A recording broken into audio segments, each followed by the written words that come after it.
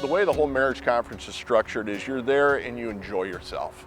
You have those times where it's challenging and it's hard and you're dealing and working through things maybe in your marriage, whether you've been married for 50 years or 5 years or 5 months. All of the things and the opportunities there are all practical for everyone. And yet at the same time, it gives you just a lot of fun time to meet other people, to go bowling, to goof around, and just share in a community way.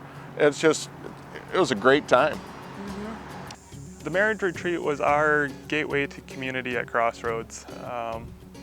We met a lot of new people there, and that gave us faces to say hi to every Sunday morning, and those faces became friends, and we are now part of a small group with some of those friends, and that's led us to other friends, and so our community is just continuing to grow just because of going to the marriage retreat.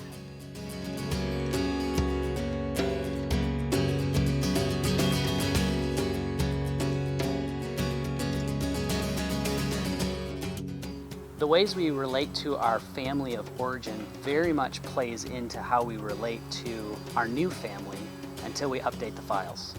Marriage is by far the most challenging relationship as well as the most rewarding relationship that any of us will experience on earth.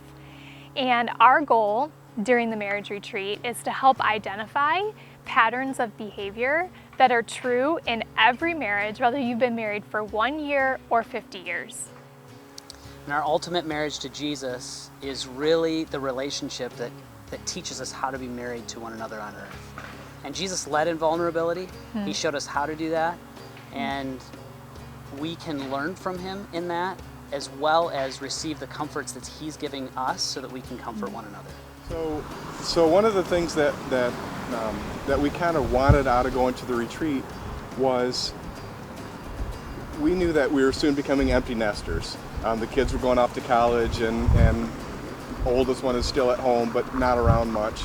And so we realized that we really needed to be able to communicate and develop a relationship outside of the kids. And so it was really important to us to try to find some common ground outside of being parents. And I think it was really beneficial for us to go. Even if you're not having a ton of struggles, you wouldn't take your car and drive it until it breaks down. You would go ahead and get the oil changed, and that's what this is you basically can go and you can fellowship with other couples and you can fine-tune your marriage. We would encourage anybody who's hesitating to take the time and go to the marriage retreat.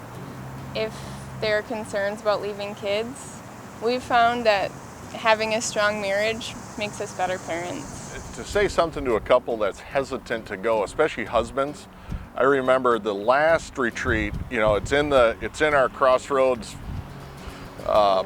bulletin, and I remember Sarah kind of poking me and pointing at that, thinking to myself, oh my goodness, I do not want to do that.